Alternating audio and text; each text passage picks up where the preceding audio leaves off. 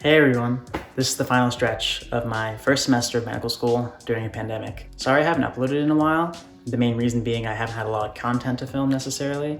Since my last video, I've only had 2 in-person sessions, which happened on the same day, but the rest of the content would have just been me talking about how I stare at Zoom 8 hours a day, learning about microbiology and cardiology, and I don't think anyone really wants to hear about that. A few other things that have happened since my last video.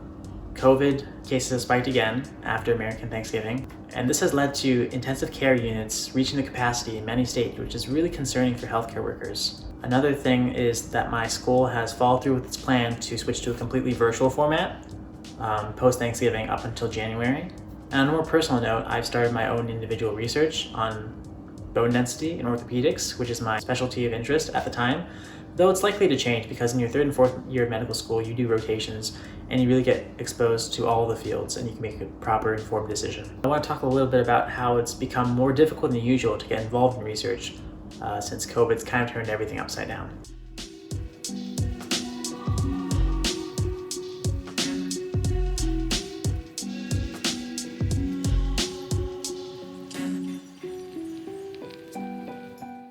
Getting involved in research during medical school is significantly easier than it is in undergrad. That being said, the pandemic still made it a little difficult to obtain in-person research opportunities. Generally, the way it works is you send out personalized emails to various mentors of your choosing in various fields, introducing yourself, saying, hey, I'm a first-year medical student, I'm interested in this, I have this experience, or I lack this experience and I want to learn. Let's set up a meeting and talk. I sent out a lot of emails, and the responses I got were overwhelmingly positive, but had some drawbacks to them. A few mentors reached out and said that their labs were currently closed, or had had funding withdrawn, or they didn't have a project available at the time to staff a medical student on. Also, when you're choosing a topic that you want to research, typically you want to shadow the mentor and see what field that they're in. But with the various outbreaks that have happened in healthcare systems, doctors might be hesitant to allow medical students to shadow if it's not the most safe learning environment. As for the research itself, the general public is still hesitant to come into clinics or hospitals for blood tests or interviews and things of that nature, which is a valid concern because they don't want to contract COVID. Again, this still affects the types of research that we can do. My personal project is on bone density, and it's partially retrospective and comparing that to follow-up appointments that I need to make with patients and hopefully bring them in for in-person interviews or virtual. I don't really know how it's going to go, so we'll see about that. While there's been a lot of scientific research about COVID, there's also been a lot of economic research, and health insurance has played an even bigger role during this pandemic than ever in the United States. And I was lucky enough to learn about some of the aspects of the pharmaceutical industry because alongside med school, I've actually been taking MBA classes. Let me tell you, it's a very different style of learning, real-life application, and a great place to make connections.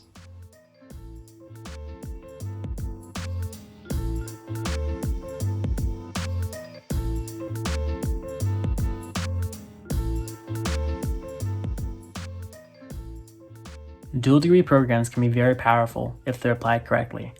Some of the options available to med students at my school are MD PhD, MD MPH, MD MB, and the option that I opted for, MD MBA, Masters in Business Administration from the Kellogg School of Management, one of the best business schools in the country.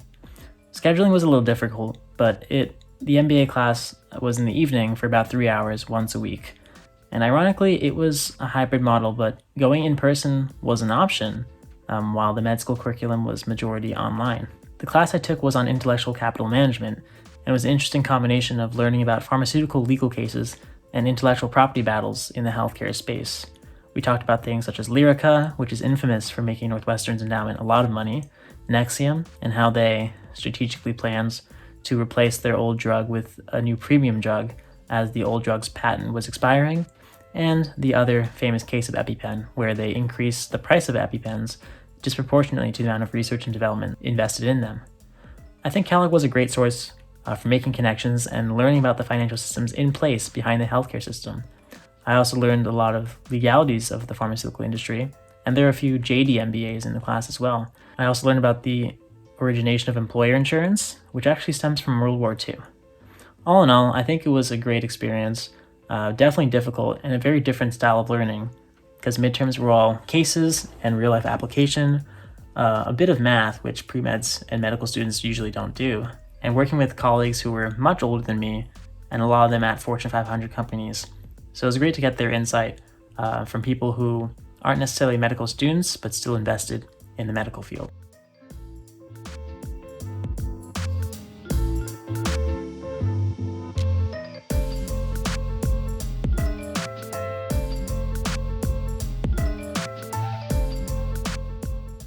Out of all this, I think the biggest hit to in-person activity has been student organizations. With COVID, a lot of student organizations within medical school haven't been able to operate and conduct in-person activities. It's a little different than undergraduate student clubs and organizations, and the way it works is that you're only really involved your first 2 years of medical school, because in your 3rd and 4th year, you're on rotations in the hospital. So, leadership from M2s must transfer to current M1s. So there's actually a decrease in applications in the cycle this year, and you can't really blame us because a lot of med students who are first years don't really know what's involved in terms of time commitment and really the opportunities the clubs offer because we haven't gotten to experience those ourselves. And this addition of a completely virtual curriculum until January doesn't really help the situation. So hopefully by the end of the year, we can solve the transition of leadership from M2s to current M1s without too many clubs dissolving. It's no surprise that in-person activities taken a hit during COVID, and not really much has happened aside from 2 things. One, we practiced for the OSCE, which is the Objective Structured Clinical Examination. That's essentially where you play the role of a doctor, interview a patient, practice taking physical exam, vital signs, and then we're graded on it. We had to take it upon ourselves to practice with each other. As you can see here, on the left, Sophia, and on the right, Eric, 2 of my amazing classmates, are practicing on each other to make sure we have some idea of what we're doing so that we don't fail. That's all I have. Thanks for watching. And next time, I'll touch a little bit upon the 2 COVID vaccines going around, because as medical students can opt in to be part of that first wave of vaccinations and hopefully be protected so that we can resume in-person patient interactions.